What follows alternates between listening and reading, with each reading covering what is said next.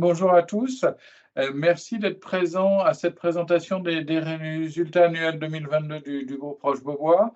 On est très content de partager avec vous une année 2022 qui est à nouveau une année record et qui est à nouveau une année exceptionnelle pour le groupe, avec une croissance du résultat net qui est de plus de 66%, on va y revenir, et des indicateurs qui sont tous extrêmement positifs sur cette année 2022 comparée à 2021 qui était déjà une année record.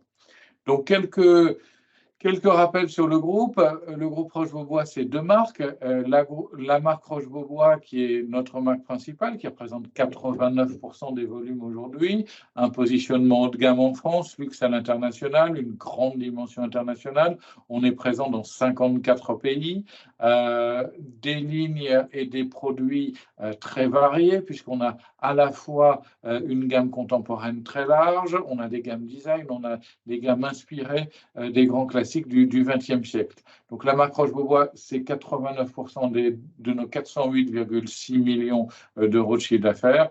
La marque Pure Center, c'est aujourd'hui 10%, avec un positionnement milieu de gamme, un panier moyen autour de 2 000 euros. Ça reste une marque référente en France, avec des volumes importants, c'est quasiment 100 millions de volume d'affaires, y compris la franchise. Et puis, c'est une large offre de canapés en cuir et en tissu. Et aujourd'hui, le tissu est majoritaire chez Pure Center. Quelques mots de rappel sur notre business model. C'est un positionnement haut de gamme French Art de Vivre. C'est une success story, société qui reste à majorité familiale depuis maintenant plus de 60 ans. C'est 3000 références actives pour la gamme Roche-Beaubois, ce qui nous permet d'être très compétitifs, y compris sur des très gros deals, mais aussi des best-sellers qui sont très forts aujourd'hui, comme le Mahjong, bien sûr, mais aussi le Bubble, la table Aqua, la table Cigale. Donc des produits sur lesquels le groupe peut avoir des revenus et des marges importantes. C'est un réseau de distribution mixte et complémentaire entre la franchise et les magasins en propre. Aujourd'hui, 60% du volume d'affaires de la marque Roche-Beaubois est réalisé par les magasins en propre, mais en nombre, on garde dans des territoires de conquête ou dans des plus petites villes un nombre important de magasins franchisés. Donc en nombre, c'est 2/3 de franchisés et 1/3 de magasins intégrés. Et enfin, nous sommes fabless, nous sommes éditeurs, nous sommes franchiseurs, nous sommes distributeurs, mais nous ne sommes pas fabricants. Tous nos fabricants sont des partenaires avec lesquels nous avons une relation qui est très forte depuis peut-être 10 ans, 20 ans, 30 ans. Ils sont tous en Europe pour la marque Roche-Beaubois, en Italie, en France, au Portugal, mais nous sommes, nous, éditeurs et non pas fabricants. Quelques rappels sur nos engagements RSE. La RSE, c'est aujourd'hui un pilier dans la stratégie de Roche-Beaubois. Nous avons une approche forte sur nos objectifs RSE. Nous avons la volonté d'avoir un impact limité à la fois sur l'environnement et puis un impact positif sur la société. Donc cette démarche, elle passe par une charte de responsabilité sociétale d'entreprise qui a été signée par le directoire, diffusée à l'ensemble des collaborateurs. On a également une charte éthique et de responsabilité d'entreprise qui est signée par l'ensemble des fournisseurs et des designers, avec des objectifs clairs. On va y revenir sur l'éco-conception et sur les forêts gérées durablement notamment. On a signé le fait que le groupe est contributeur aux objectifs de développement durable portés par les Nations Unies. On a signé cette charte il y a maintenant un peu plus d'1 an.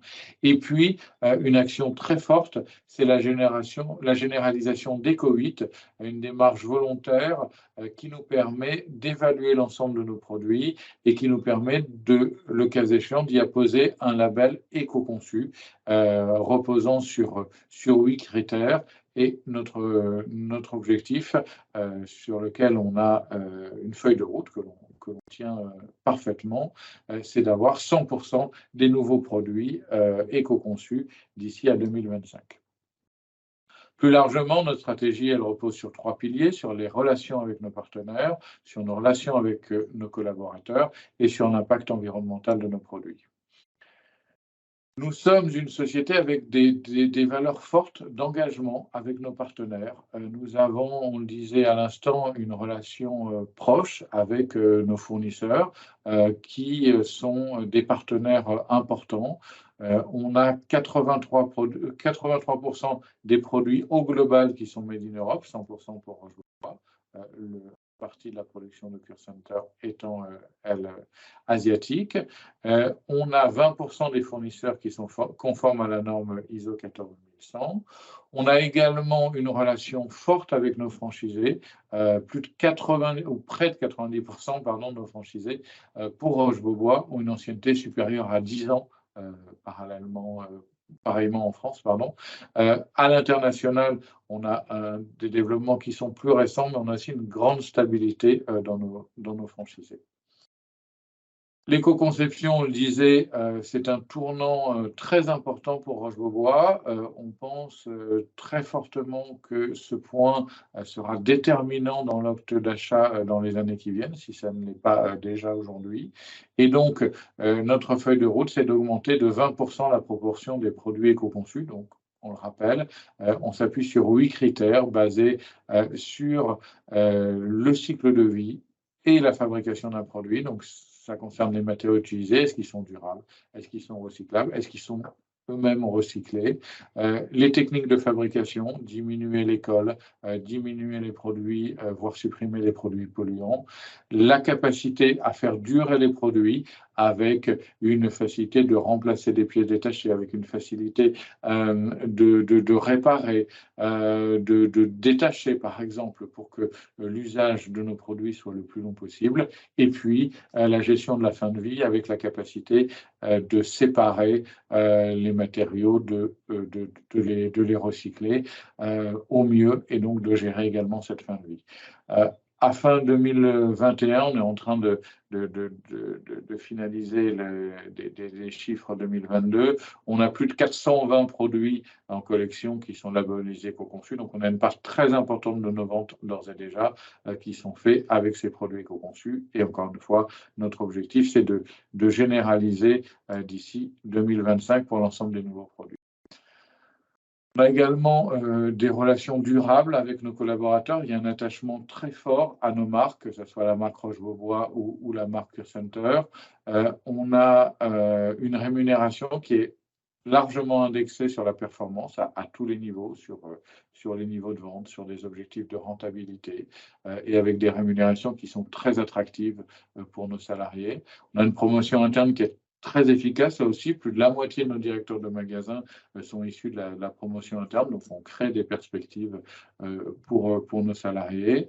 On favorise également l'égalité homme-femme. Aujourd'hui, la différence salariale entre hommes et femmes est inférieure à 11% dans le groupe, ce qui est particulièrement bas. Et aux États-Unis, nous sommes même, avec des recrutements plus récents, avec beaucoup de femmes qui sont directrices de magasins dans des magasins très performants. On a même atteint l'exacte parité salariale entre hommes et femmes.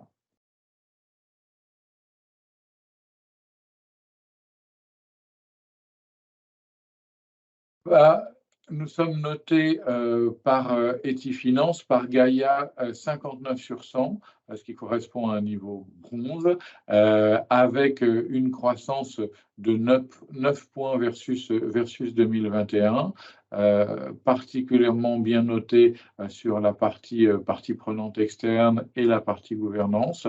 Sur la partie employée, nous avons beaucoup développé, on en reparlera ces dernières années, les actions de formation sur lesquelles nous étions un peu en recul par rapport au benchmark.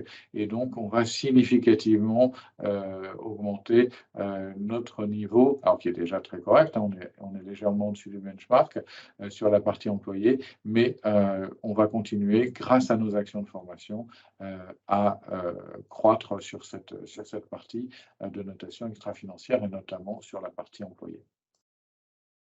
Quelques faits marquants de l'exercice 2022 qui ont animé la vie du groupe. C'est d'abord la poursuite de l'expansion à l'international. À la fin 2022, on a donc 333 magasins, 255 magasins Roche-Beaubois, 110 en propre et 145 en franchise, et 78 magasins Pure Center. Nous avons ouvert un nouveau magasin à Sarasota, sur la côte ouest de la Floride, un territoire dans lequel nous n'étions pas présents. On était très présent sur la côte est, mais d'être également sur la côte ouest, on touche une clientèle très aisée et avec un démarrage très fort de ce magasin de Sarasota qui a ouvert en l'été 2022, et on va d'ailleurs ouvrir un second magasin à Naples en 2023 sur la côte ouest de la Floride. On a ouvert également un premier magasin en propre à Lugano, en Suisse, dans la partie italophone de la Suisse. La Suisse, c'est un des pays qui a la plus forte croissance dans le groupe. C'est un pays qui fonctionne extrêmement bien. On a eu plusieurs ouvertures dans ces dernières années. Et puis, on a des équipes extrêmement performantes en Suisse et un vrai développement de la marque. Et donc, ce magasin nous amène une présence sur une partie de la Suisse que l'on n'exploitait pas jusque-là. 3 transferts également très qualitatifs, Boston, Madrid et Milan, on va y revenir tout de suite. Et puis 6 ouvertures en franchise en Chine. La Chine, c'est notre premier marché aujourd'hui en franchise. On a plus que doublé le volume d'affaires en 2 ans, avec des niveaux de volume d'affaires qui sont au-delà des 30 millions désormais et qui font de la Chine un pays important pour Roche-Beaubois. Rachat également de 3 magasins franchisés aux États-Unis. Vous vous en souvenez probablement, on avait signé en 2020 le rachat de 3 premiers magasins qui étaient Seattle, Portland et San Francisco. On avait une option unilatérale à exercer jusqu'à la mi-2023 pour 3 autres magasins franchisés, qui étaient les magasins de Houston, d'Atlanta et de Dallas. Donc, on a levé cette option en septembre 2022. Ça représente un volume de 11 millions de dollars de volume d'affaires. On est désormais quasiment totalement en propre aux États-Unis. Sur l'ensemble de la zone USA-Canada, parce qu'il nous reste quelques franchisés au Canada, on a désormais 40 magasins, dont 35 en propre. Donc, cette stratégie nous permet à la fois de continuer à assurer le développement de la marque Roche-Beaubois aux États-Unis, et puis immédiatement évolutif, puisqu'on intègre dès le rachat le chiffre d'affaires et la rentabilité de ces magasins dans nos chiffres. Transfert du magasin de Boston. Nous étions dans une zone résidentielle à Boston. Nous sommes déplacés en plein centre de Boston, dans une rue très commerçante et très passante, dans un immeuble historique, dans un magasin de 500 mètres carrés, où nous sommes désormais dans un emplacement très premium à Boston. Même idée à Madrid, en Espagne.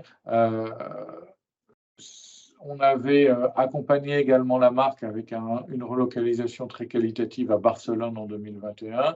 On a continué avec Madrid en 2022. On est maintenant à Avenida Velázquez, une des avenues principales de la capitale espagnole. Et Barcelone et Madrid, c'est une augmentation des volumes de plus 75% par rapport à 2021 grâce à ces 2 relocalisations. Dernière relocalisation très qualitative, le transfert du magasin de Milan en Italie. On avait racheté en 2017 notre franchisé de Milan qui avait deux magasins pas extrêmement qualitatifs et pas très bien placés dans Milan. Et on a eu l'opportunité d'ouvrir ce showroom extraordinaire de 1600 mètres carrés sur 2 étages en plein cœur de la zone du design, à côté de la Via Durini, et on est désormais au cœur de la bataille avec les grandes marques de luxe italiennes et avec un showroom qui est aujourd'hui à Milan, capitale du design, à l'image et à la hauteur de la marque. couverture également, on en parlait tout à l'heure, à Lugano, en Suisse, dans la zone italophone de la Suisse. Quelques exemples également d'événements artistiques et culturels. Roche-Beaubois reste très attaché au monde de la culture, à l'art. On a été partenaire notamment de l'exposition Paris Photo au Grand Palais éphémère. On a hébergé le prix d'Ainden dans un de nos magasins parisiens. On a été partenaire à Atlanta de l'exposition de Stephen Burke au High Museum of Art. Et puis, on a eu un très beau partenariat également en 2022 avec le Wall Street Journal. Le Wall Street Journal, c'est un des journaux avec lesquels on a beaucoup de relations publicitaires. On investit beaucoup dans le Wall Street Journal qui correspond aux États-Unis à notre cible de clientèle.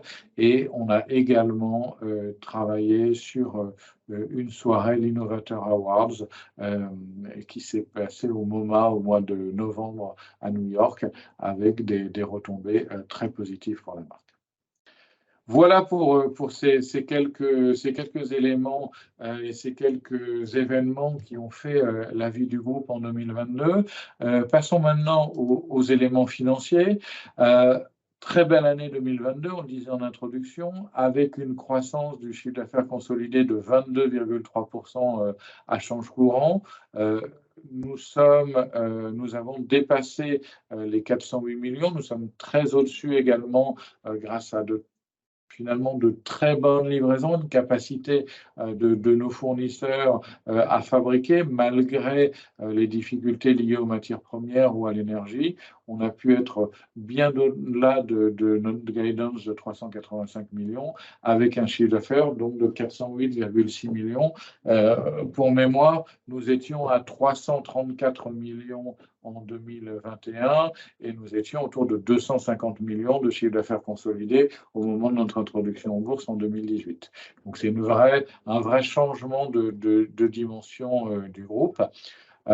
Ça se traduit évidemment également en rentabilité, avec un EBITDA courant consolidé de 83 millions contre 65 en 2021, donc c'est plus 28% d'augmentation de l'EBITDA, une marge d'EBITDA qui passe de 19,5 à 20,4. Et puis également, on va le voir, des croissances très fortes du résultat opérationnel courant et du résultat net. En termes de trésorerie, le groupe a toujours une trésorerie très forte et des réserves de cash importantes, 76 millions à la clôture de 2022.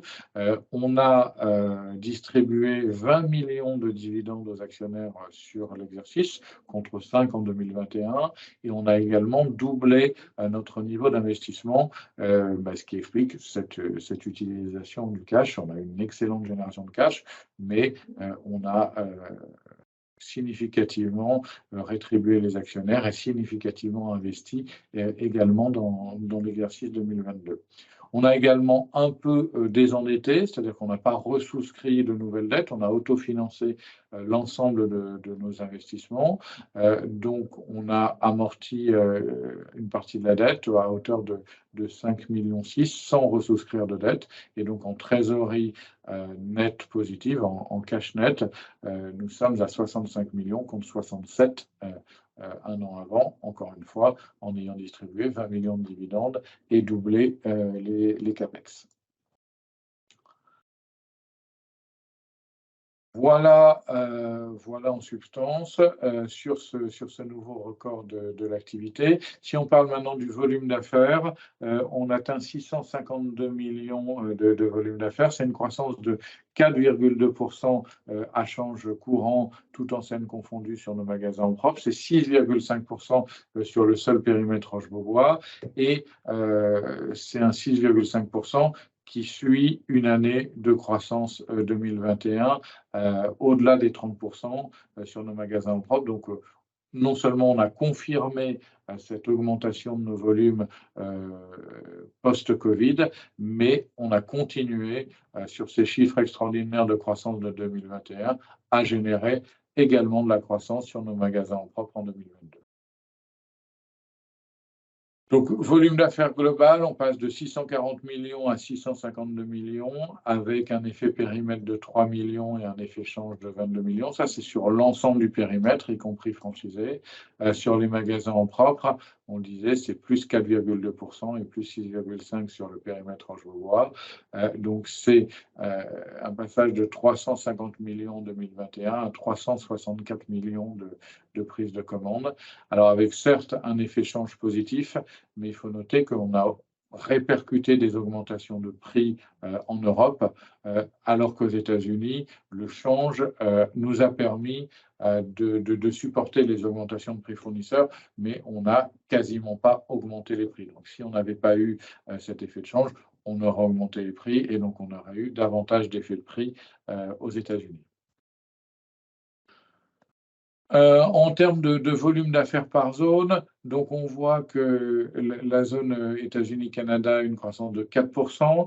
On a le UK et l'Europe qui ont eu aussi des croissances très fortes, 24% UK. Le UK, c'était une zone qui a eu un petit peu, enfin, qui a redémarré moins vite post-Covid. Donc on a eu vraiment un démarrage très fort des commandes, un redémarrage très fort des commandes à partir de septembre 2021 et donc sur toute l'année 2022, donc un plus 24%.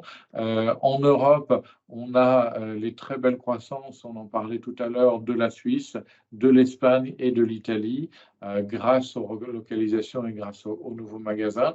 Donc en Europe, c'est beaucoup, en Europe et au UK, c'est beaucoup de croissance organique, indépendamment du change et des prix. En France, on a une croissance de 2% qui inclut un effet prix de 4 à 5% sur 2022. Donc là aussi, on a franchi un pas important en 2021, qu'on a confirmé en 2022, mais on a une croissance qui s'est clairement ralentie sur la France. En chiffre d'affaires, ça nous donne 408,6 millions. Là, on est en chiffre d'affaires livré, on n'est plus en prise de commande. La première zone géographique pour le groupe, c'est désormais très clairement les États-Unis-Canada, qui représentent 35% du chiffre d'affaires. La France est à 28%.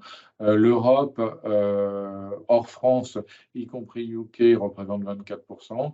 Et puis, Cure Center représente désormais 10% de l'activité du groupe. Le chiffre d'affaires consolidé, il est constitué des ventes de marchandises, des redevances de franchise et puis de ventes de services et de la contribution des fournisseurs sur l'ensemble du réseau. On touche cette contribution sur l'ensemble du réseau, on la retraite en marge sur nos magasins propres et on la consolide et on la touche sur l'activité de nos franchisés. Donc, les ventes de marchandises, elles passent de 293 millions à 362 millions et ces ventes de services et de redevances augmentent également de façon linéaire avec l'activité.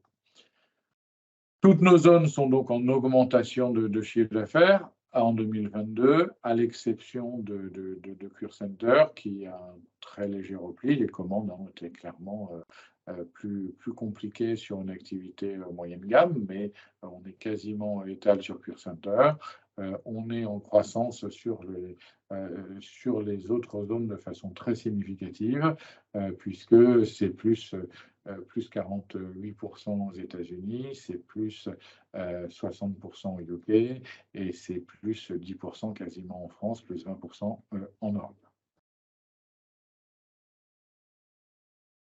Une marge brute donc en forte progression. Le taux de marge brute lui aussi augmente, passant de 59,6 à 60,1, essentiellement lié à un effet de mix géographique, c'est-à-dire que on a vendu davantage en proportion aux États-Unis, Canada, où nous sommes plus margés puisque nous avons un positionnement prix qui est plus élevé, un positionnement luxe, et également nous montrons notre capacité de pricing power, c'est-à-dire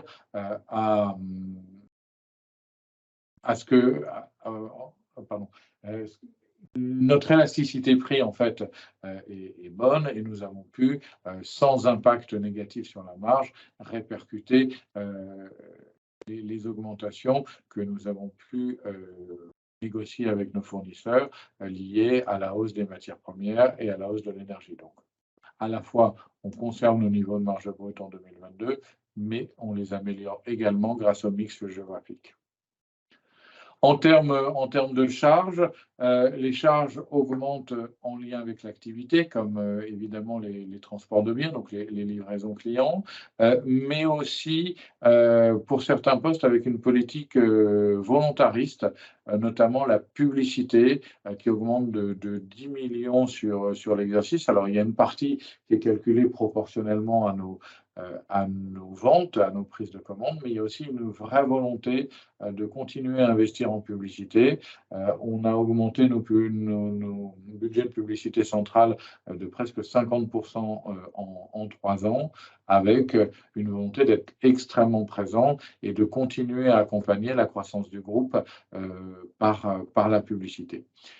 On a également la ligne autre, honoraires, sous-traitance, entretien, etc., qui augmente à la fois par des effets de volume liés aux redevances designer, par exemple, qui dépendent directement des volumes vendus, et puis aussi par une volonté d'investir davantage dans la formation de nos équipes et dans l'IT, notamment à la mise en place de Salesforce, par exemple, qui désormais est le moteur de notre site internet et le moteur de notre e-commerce. Et tout ça, c'est des effets d'environ 1 million de dépenses supplémentaires sur l'année.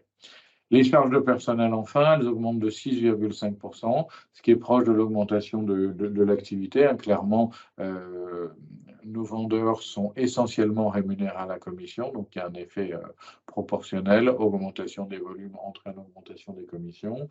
Il y a eu également un renforcement significatif des équipes administratives et logistiques aux États-Unis, puisque sur 2 ans, c'est 65% de volume supplémentaire. Et donc, on a dû clairement renforcer nos équipes, nos dépôts.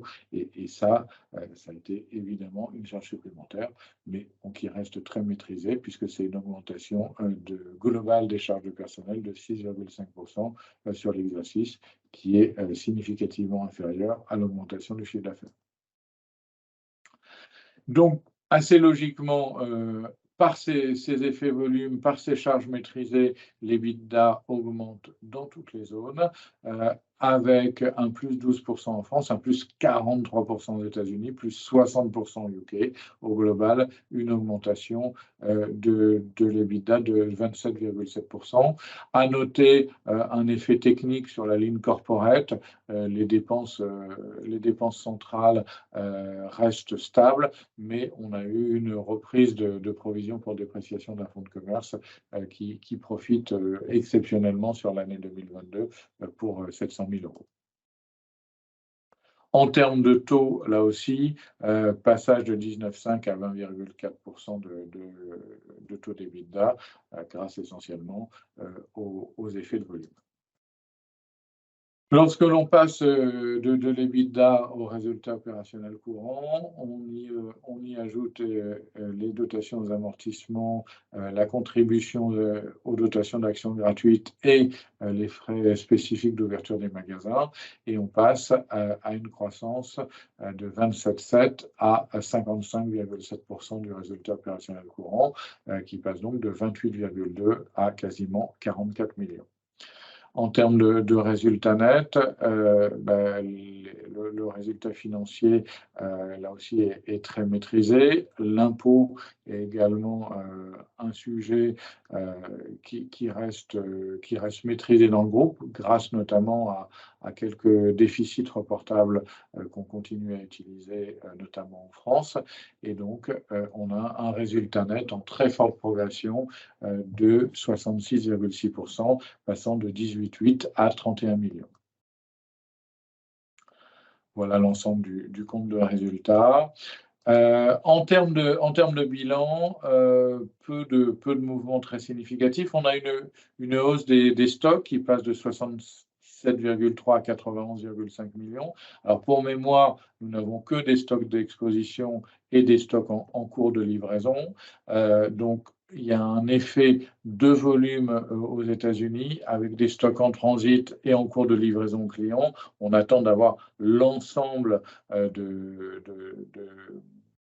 de la commande du client, qui, elle, peut venir de plusieurs fournisseurs avant de livrer. Et donc ça explique une augmentation temporaire de 9,2 millions de nos stocks à la fin de l'exercice. On voit la trésorerie qui reste extrêmement élevée pour le groupe, à 76 millions à l'actif, après versement de 20 millions de dividendes, versus 5 en 2021. Et puis, au passif, une hausse des acomptes clients liée à l'augmentation du portefeuille, qui était déjà record à la fin 2021, mais qui augmente encore de 8,5 millions.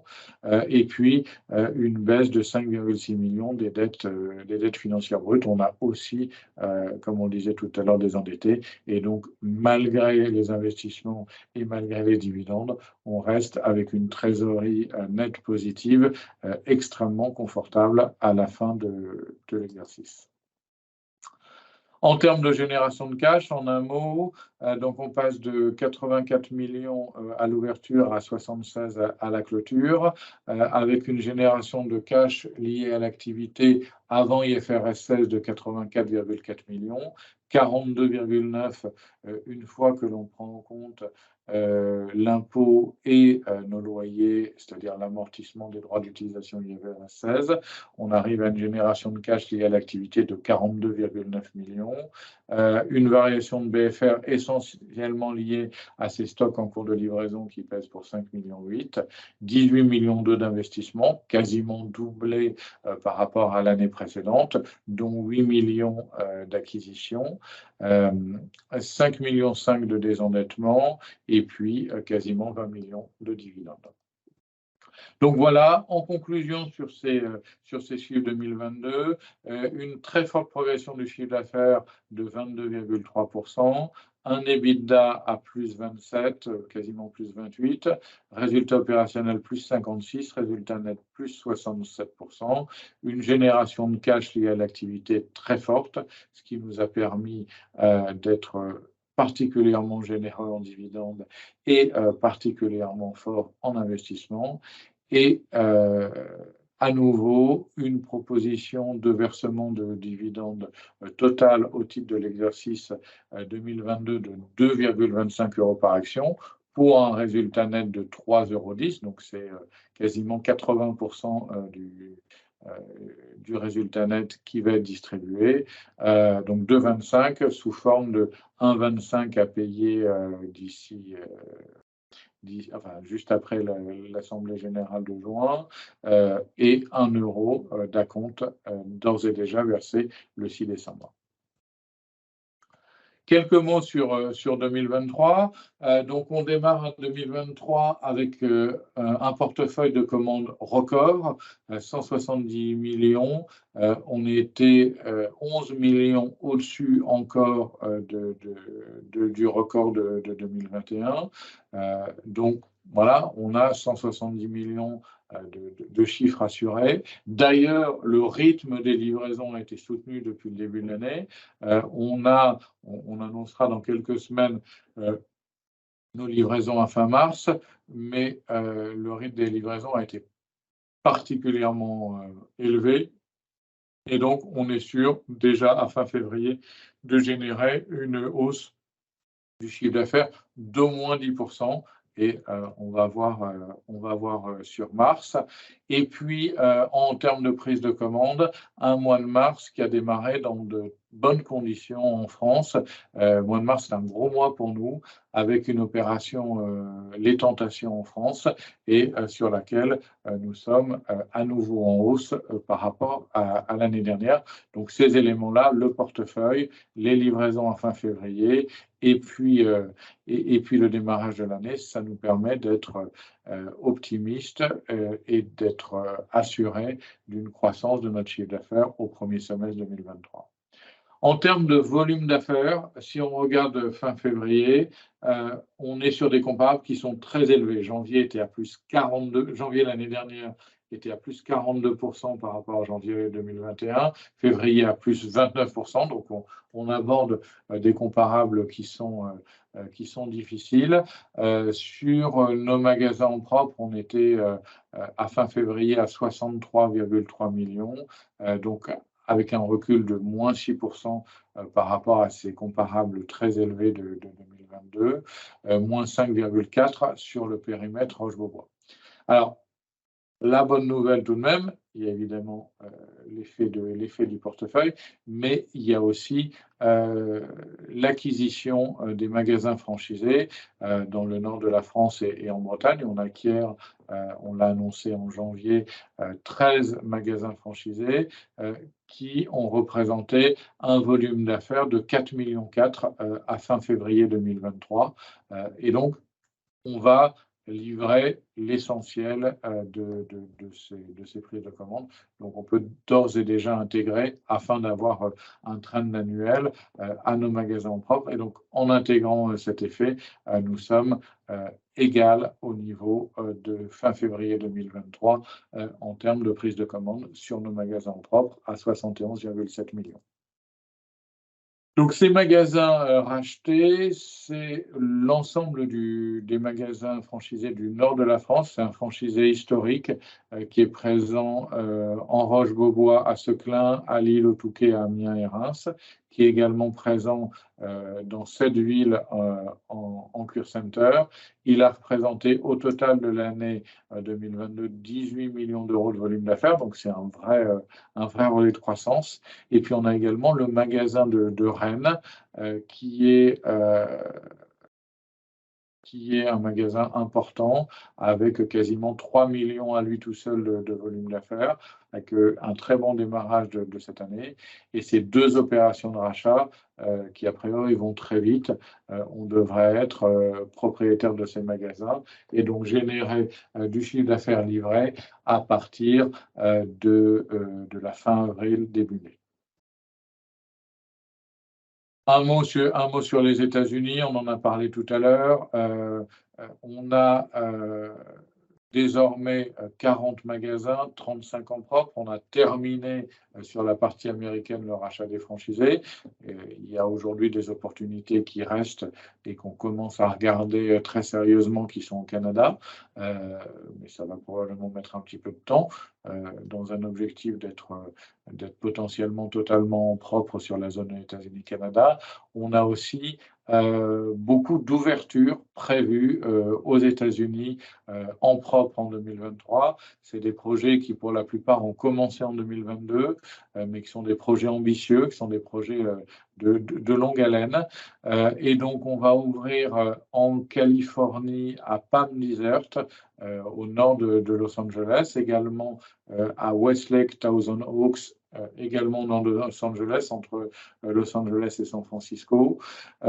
On va ouvrir également à Naples, en complément de Sarasota, sur la côte ouest de la Floride, et puis à Denver. Et enfin, quelque chose qui est très intéressant, pour la première fois, on va avoir dans un mall qui s'appelle Short Hills, dans le New Jersey, un magasin dans un mall de luxe. On est souvent à proximité des malls, sur les routes, sur les accès, en face. Mais là, pour la première fois, on va être à côté des grandes marques de luxe dans un mall, sur une surface un peu réduite évidemment, mais on a désormais le potentiel d'aller dans ce type d'emplacement avec des loyers évidemment élevés, mais notre organisation, notre merchandising nous permet d'avoir des bonnes rentabilités sur des surfaces plus réduites. Et donc, c'est une expérience très intéressante que l'on va mener à Short Hills avec, le cas échéant, un potentiel très important aux États-Unis, puisque ces malls de luxe sont évidemment très nombreux.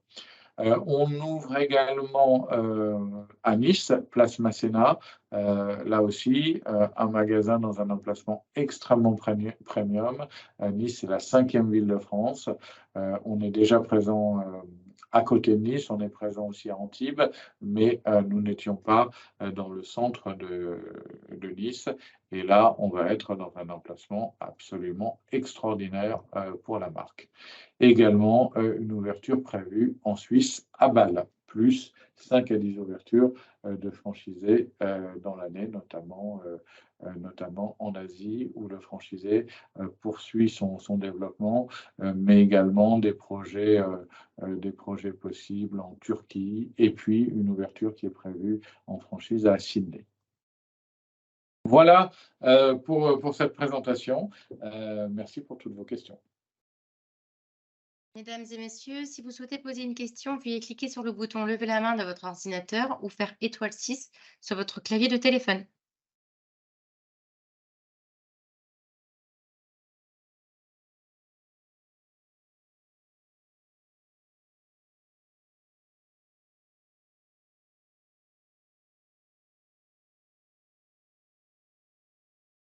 Monsieur Bord, vous pouvez activer votre micro, la parole est à vous.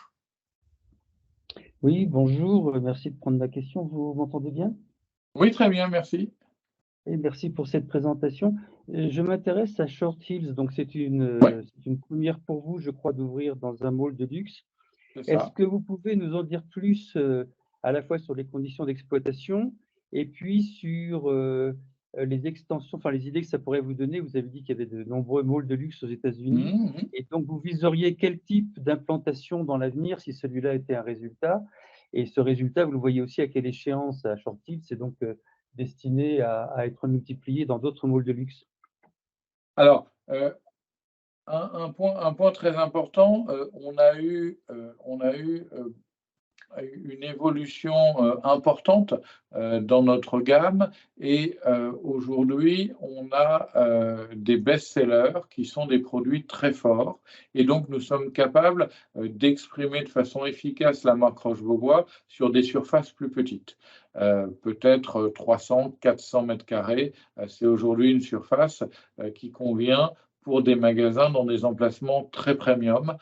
C'est ce qu'on a par exemple à Monaco, où on a ouvert à la fin de l'année 2021. Monaco, c'est un très beau succès. On est en année pleine sur peut-être 5 millions de chiffre d'affaires sur une surface d'à peine 300 mètres carrés. On a aussi ce type d'expérience, on n'est pas sur les malls de luxe, mais sur des dimensions de magasins. On a également eu ce type d'expérience réussie à Genève, rue du Rhône, où dans un emplacement extrêmement premium, on arrive à faire d'excellents chiffres parce que cette rationalisation de la gamme, cette concentration sur les best-sellers nous permet désormais de le faire. Et donc, Short Hills, c'est un magasin d'environ 300 mètres carrés avec un loyer qui est autour, y compris les aménagements, de 450 000 € par an. Donc, c'est clairement élevé. Mais on a un point mort qui doit se situer autour de 2,5 millions, 3 millions. Et donc, on a une ambition de faire beaucoup plus. Et effectivement, si on arrive à dégager avec ce niveau de loyer un niveau de chiffre d'affaires suffisant pour avoir une rentabilité au moins équivalente à celle qu'on a aux États-Unis, eh bien oui, on aura clairement envie de déployer ce type de magasin dans des malls de luxe. Et des malls de luxe aux États-Unis dans lesquels on pourrait s'implanter, il y en a peut-être 20 ou 30 dans les prochaines années. Donc, ça pourrait être effectivement un relais de croissance. Il y a encore un certain nombre de villes, de zones aux États-Unis, en dehors des malls, où on a notre place et on a un potentiel de croissance. Je parlerai par exemple du Texas qu'on vient de racheter. On a le PIB du Texas, si je ne dis pas de bêtises, c'est le double du PIB de la Floride. En Floride, on a maintenant 6 magasins. Au Texas, on n'en a que 2.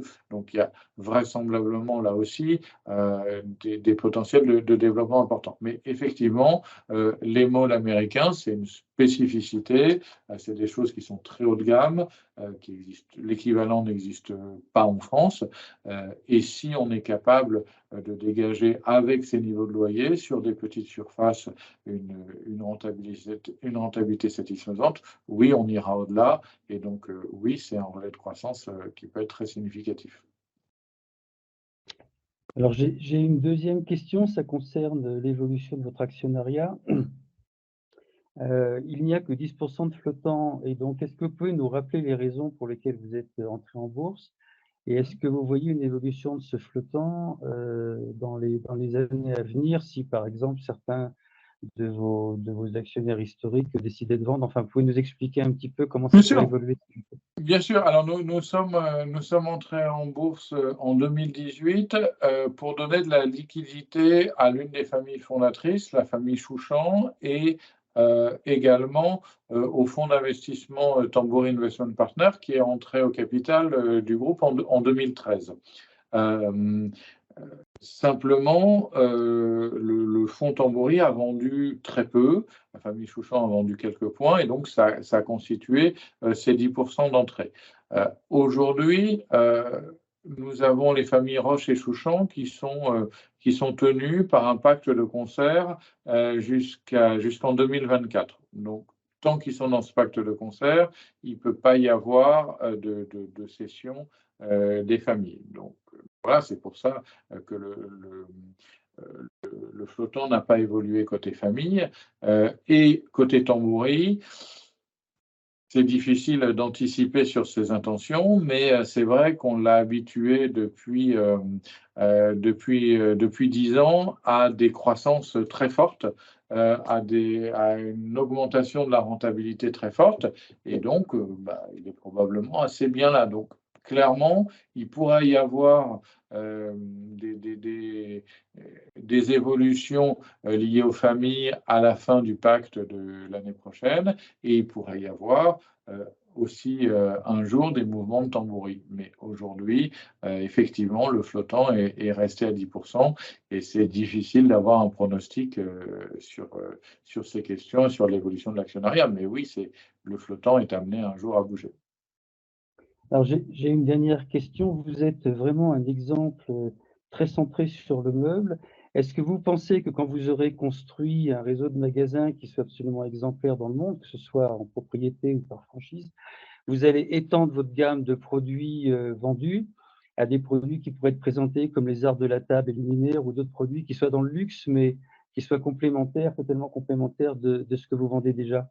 Alors, déjà, on a 12% de notre chiffre d'affaires qui est constitué par les accessoires, donc les accessoires de décoration, donc des luminaires, des miroirs, des tapis, c'est déjà une partie de notre activité. Sur les arts de la table, je crois que le groupe s'y était aventuré il y a une vingtaine d'années. C'est plutôt un petit marché, mais bon, pourquoi pas.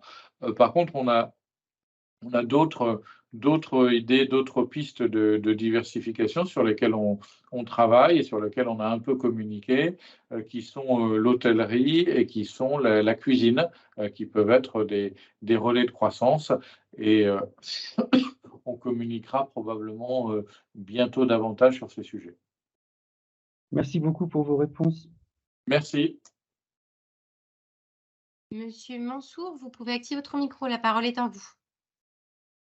Bonjour, merci pour la présentation. Mohamed Mansour, des Midcaps.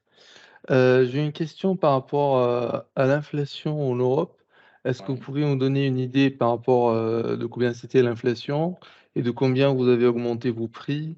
Et pareil aux États-Unis, s'il n'y avait pas l'augmentation de taux de change, comment l'inflation aurait impacté vos marges? Et pour les États-Unis, est-ce que vous pensez augmenter vos prix pour 2023 et de combien, s'il vous plaît? Merci. Alors, l'effet prix en 2022, en Europe, il est de l'ordre de 5%. Donc, on a répercuté effectivement des hausses de prix liées aux matières premières, à l'énergie dans nos prix. Aux États-Unis, il est effectivement beaucoup plus faible, il est de l'ordre de 2%, puisque on a eu en même temps une augmentation du change. Donc, on aurait pu dire on répercute comme en Europe et puis on baisse nos prix en ajustement de l'euro-dollar. On ne l'a juste pas fait, ça revient évidemment au même. Le dollar s'étant...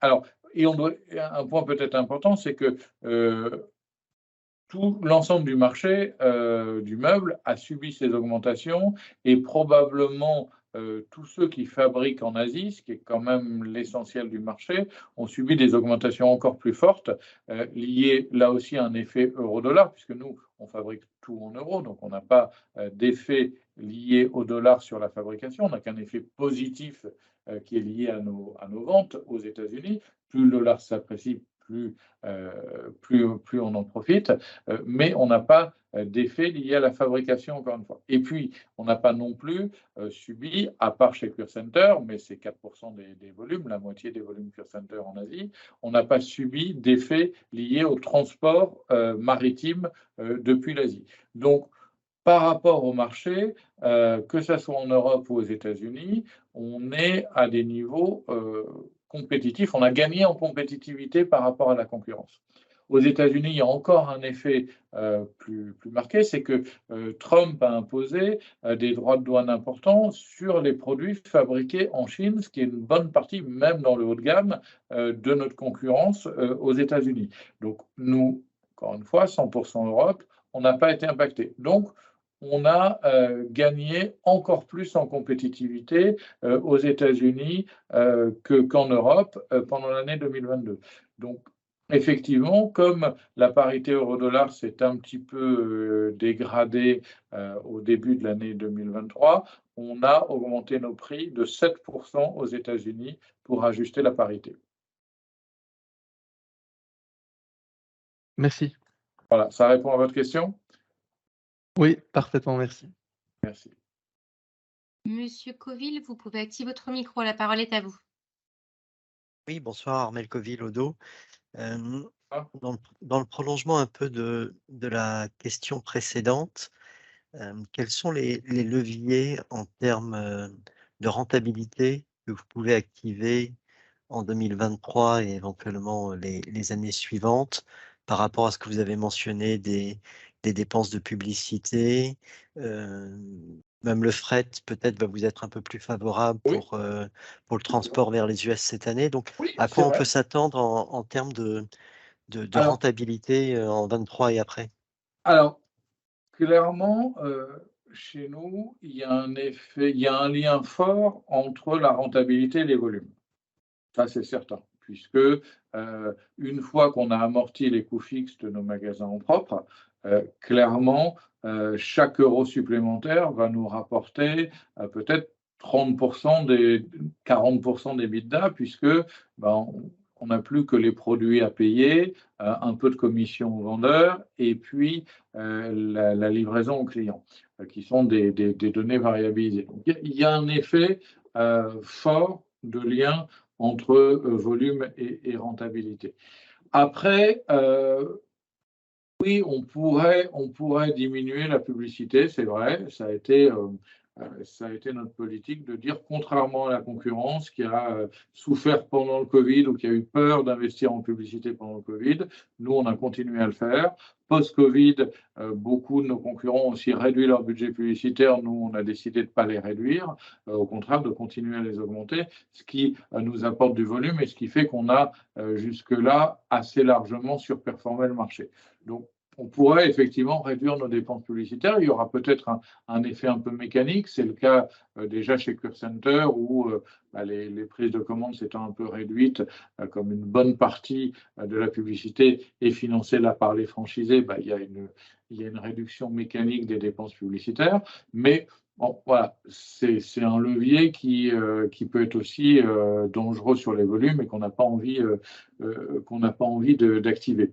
Après, on n'a pas non plus envie d'activer un plan d'économie quand le groupe commence à avoir une taille critique et quand on a eu une augmentation des volumes quasiment de 40% sur 3 ans. Donc, aujourd'hui, la croissance se ralentit, mais ça ne veut pas dire qu'on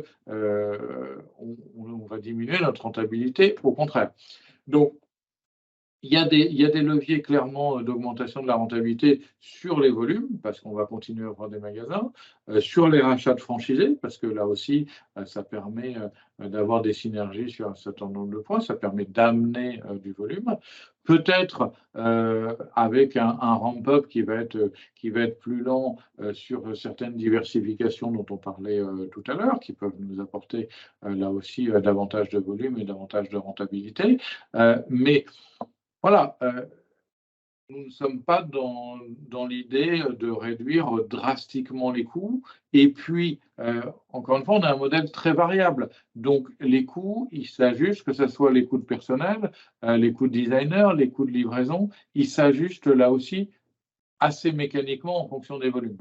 Donc, les dépenses sur lesquelles on peut avoir une influence directe, c'est les services support, mais là aussi, on est heureux aujourd'hui d'apporter plus de formation, de se moderniser en IT, par exemple, et c'est des choses qui sont motrices pour le groupe.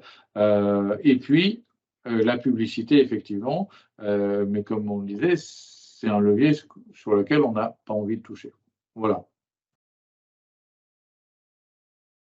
Est-ce que ça répond à votre question? Oui, merci beaucoup. Merci.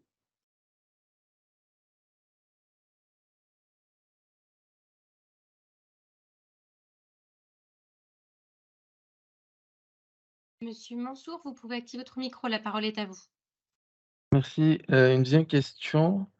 On a vu en immobilier que les nouvelles constructions ont baissé. Est-ce que ça vous impacte? Les nouvelles constructions ont baissé, qu'est-ce que vous voulez dire? On a vu que des chiffres que le marché immobilier, surtout au niveau nouvelles constructions, en termes de Les volume. mises en chantier, vous voulez Oui, dire? oui, exactement. Est-ce Écoutez, qu'il alors y là, a un impact avec je vais votre vous dire business quelque model? chose. Nous n'avons jamais réussi à trouver la moindre corrélation entre l'évolution du marché immobilier et l'évolution de nos ventes. Pour deux raisons. Déjà, le marché immobilier, c'est quelque chose de global. Nous, on a la chance de toucher une clientèle qui va parfois déménager sans avoir besoin de faire un emprunt, par exemple, parce que nos clients vont avoir des liquidités suffisantes pour acheter, même s'il y a une hausse des taux d'intérêt qui bloque le marché. Donc, on n'a pas de statistiques qui vont pouvoir rapprocher clairement le marché immobilier qui touche nos clients et le marché immobilier qui serait plus général et qui serait pas le marché, qui c'est un marché beaucoup plus d'emprunt et donc un marché qui aujourd'hui bloque, mais qui concerne peu nos clients. Après, il y a un autre point aussi, c'est que autant peut-être les cuisinistes sont davantage corrélés au marché immobilier, parce qu'en général, les travaux d'une cuisine sont faits en même temps qu'un emménagement. C'est beaucoup moins vrai pour les produits que l'on vend, c'est-à-dire essentiellement le salon, la chambre, la salle à manger, puisqu'au contraire, si vous ne déménagez pas, vous pouvez être plus amené à renouveler votre intérieur par l'achat de meubles. Donc, on y a travaillé souvent, on a cherché des corrélations, on n'en a jamais trouvé. Donc, clairement, une évolution court terme des mises en chantier ou des ventes immobilières en France ou dans le monde, ça ne nous touche pas directement a priori. Très clair, merci beaucoup. Merci.